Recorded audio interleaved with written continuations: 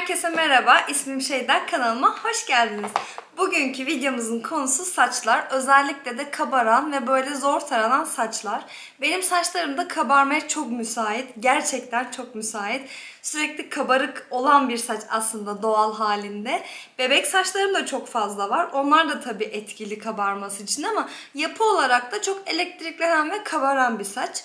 Böyle saçımı yapıp da video çekmek istemedim. Çünkü doğal halini, normal halini hani ne uyguladım, günlük kullandığım halini göstermek istedim.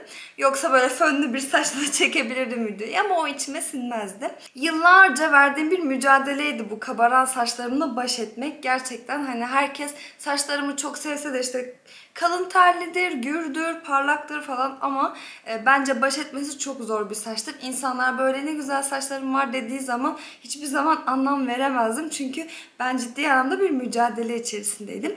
İşte sizlere bu yılların tecrübesini bir videoya sığdırıp anlatmaya çalışacağım. Şöyle sıralı gidelim. Ben böyle not da aldım. Hiçbir şey unutmak istemedim. Net olsun istedim. Böyle bir banyo serüveniyle başlayalım. Ben kremli şampuanlar çok kullanamıyorum. Çünkü böyle saçımı sündürdüğünü, bir tuhaf böyle temiz bir hissiyat vermediğini hissediyorum. O yüzden şampuanım kremsiz, şeffaf. Ama o yüzden de saçlarımın böyle daha yumuşak olması için uçlarının özellikle kendi gövdesine ve uçlarına saç kremi mutlaka uyguluyorum duşta. Ama çıkmadan önce uygulamıyorum. Yani şampuan sonrası değil de şampuan öncesinde saçlarımı biraz uçlarını yumuşatıp tarıyorum ıslakken, duştayken, sonrasında şampuan uyguluyorum. O böyle saç kremli bir şekilde de kalmamış oluyor. Çünkü şunu fark ettim. Saç kremini sonra uygulayıp çıktığım zaman ister istemez şekil almada biraz zorlanıyor. Özellikle düz kendim evde yapıyorsam mutlaka böyle bir yamulmalar oluyor. O yüzden ben şampuan öncesi saç kremi uyguluyorum ama hemen hemen her duşta da uygularım mutlaka. Daha yumuşak ve taramasını daha kolay yapıyor ve ister istemez nemlendiriyor. Zaten kabaran saçların en büyük problemi kuru olması. Yani böyle yağlı saç çok fazla kabarmaz. Kuru saç kabarır. O da saçın demek ki neme daha çok ihtiyacı var demek. Bol bol nasıl nemlendireceğiz onu da göstereceğim zaten şimdi. Duştan çıktım. Saçlarımı ıslakken tarıyorum. Kullandığım taraklardan da bahsedeyim. Kuruyken normalde saçlarımı taramıyorum. Ya bu benim ilkelerimden biridir. Bence bebeklerin, çocukların saçı normal kuru bir şekilde taranabilir düzeltmek için ama yetişkinler normal zamanda saçlarını taramamalılar.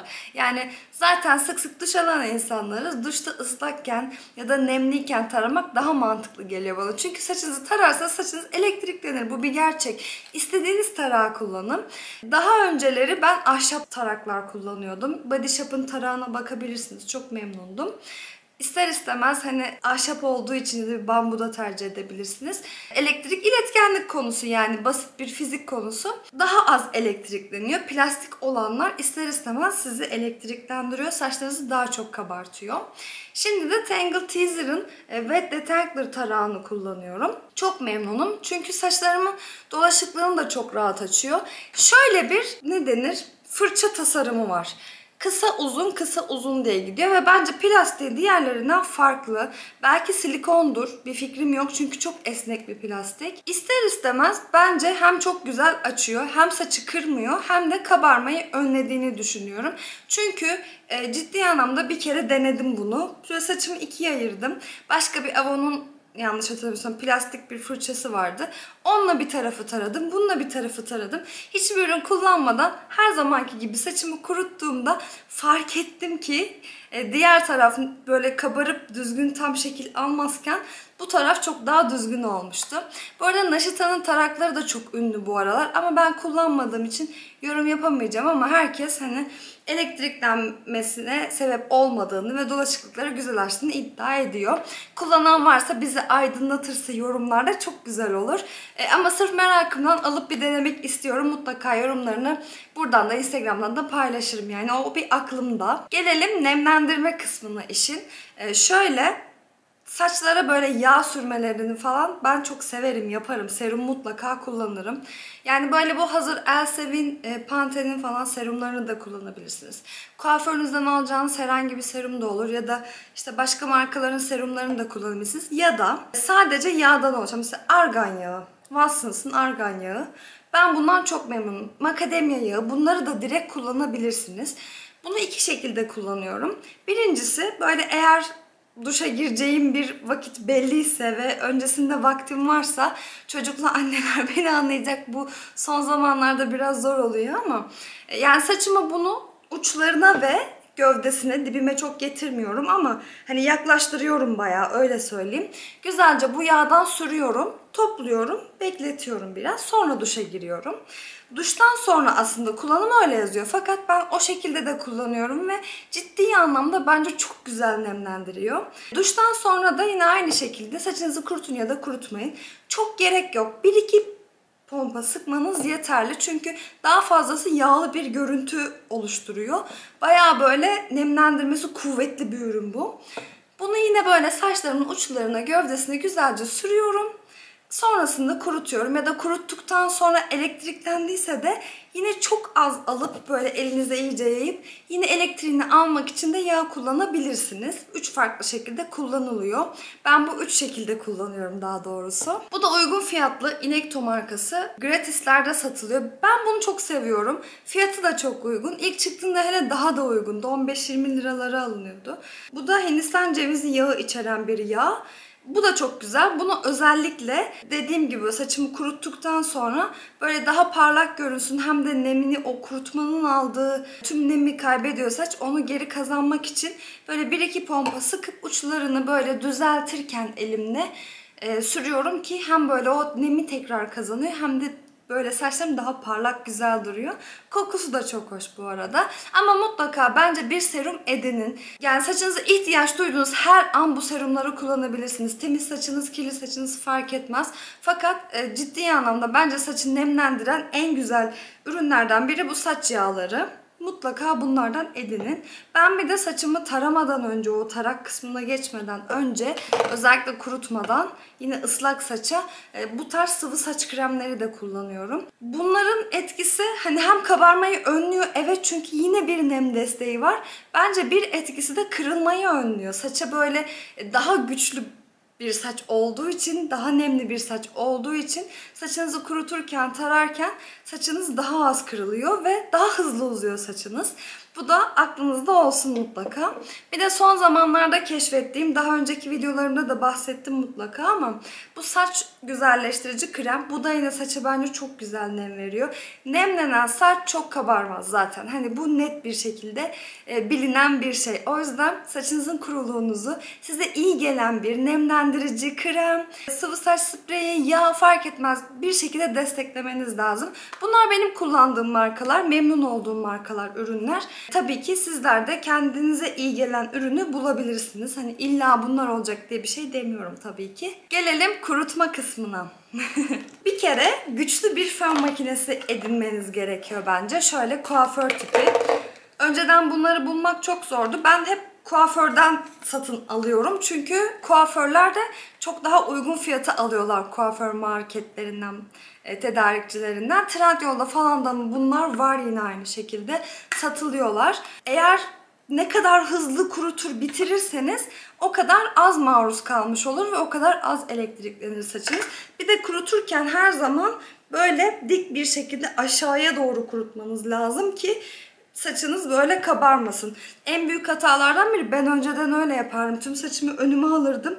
Böyle onu bu şekilde kuruturdum falan. Sonra tabii ki hayal edebiliyorsunuzdur saçları. Sonra benim saçım niye kabarıyor? Tabii kabarır. Sonra artık öğrendim, şu şekilde kurutuyorum. Hep böyle yukarıdan aşağı doğru bastırarak. Tahta, böyle klasik kuaförlerde olan tahta saplı bir fırçam var. Onu kullanıyorum. Onunla böyle kuruturken aslında fırçamla şekil veriyorum ve böyle düz gibi bir şey oluyor. Normalde saçlarım dalgalı. Ama her kurutma sonrası bu şekilde bir şekil alıyor. Sonrasında maşa yapabilirim, İşte sarabilirim, bir şekilde dalgalandırıyorum ama normal kullanım şeklim bu şekilde saçlarımı. Kabarmamış oluyor, parlak oluyor, hareketli oluyor. Bu benim için yeterli kriterler tabii ki. Dediğim gibi hızlıca işinizi bitirmeniz için ve o nasıl diyeyim, kabarıklığı bastırması için kuvvetli bir fön makinesi edinmeniz çok önemli. Ve kuruturken de her zaman aşağı doğru. Bir de benim gibi evde kendiniz fön çekiyorsanız, böyle mesela fırçayla güzelce fönümü çektim diyelim, saçımı bıraktım. Böyle düz ya, elimi şöyle alıp saçımı şöyle döndürüyorum. Şöyle yapıyorum. O böyle fazla elektriğe gittiği için hem daha düz oluyor hem de parlak bir şekilde iniyor. Hiçbir şekilde kabarmıyor. Saçınızı tamamen yaparsınız, sonra ikiye ayırırsınız.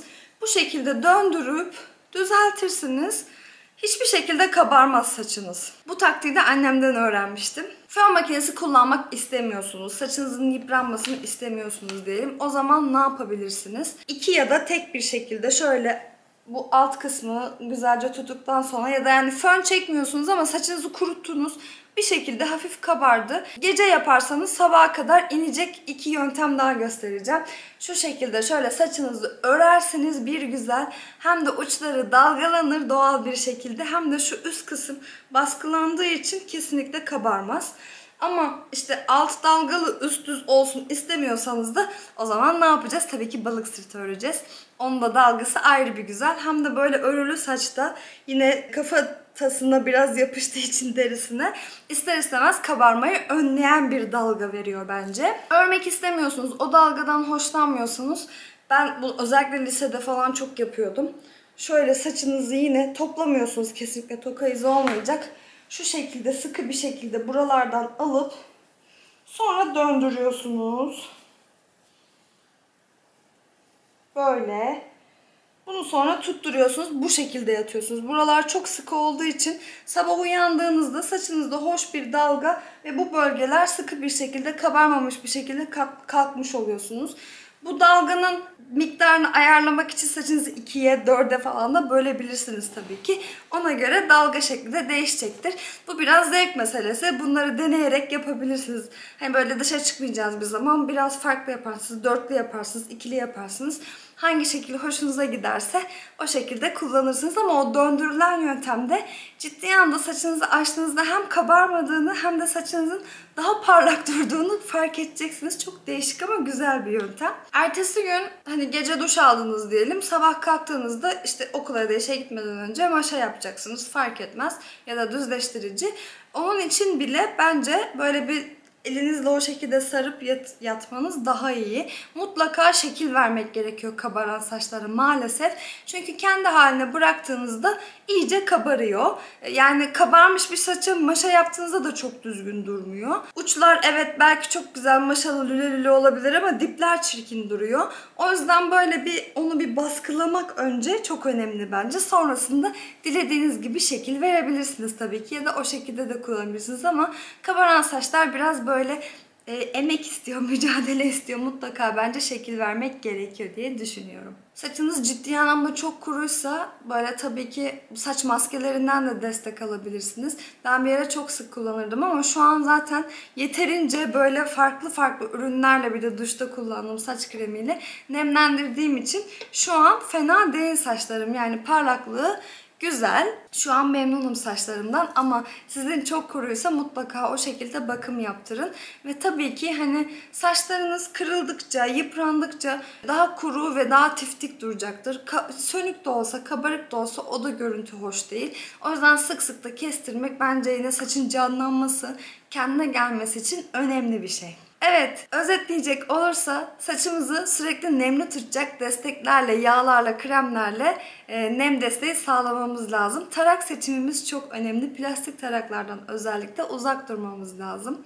Mutlaka şekil vermek, kuvvetli bir fön makinesi kullanmak ve hep aşağı doğru kurutmak lazım. Örgü ya da çevirerek, kullanarak da saçınıza yine şekil verebilirsiniz. Bunu da aklınızda olsun. Bir de bence şu da önemli. Saçlarınızı her gün yıkamamanız lazım. Saçlarınızı her gün yıkadığınızda, sonrasında kurutsanız da kurutmasanız da ister istemez saçın kendi saç tellerini nemini sağlayan, desteğini sağlayan saç derisindeki sebumu hep her yıkayarak böyle sürekli arındırdığınız için saç telinize de zarar veriyorsunuz. Saçlarınızı da kurutuyorsunuz. Bu da ister istemez yine kabarmaya sebep oluyor.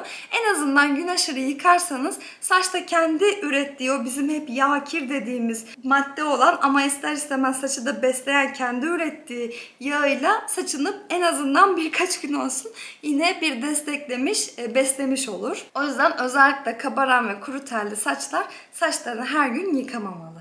Benim söyleyeceklerim bu kadar. Sizin ekleyeceğiniz bir şey varsa mutlaka yorumlara yazın ki hepimiz faydalanalım.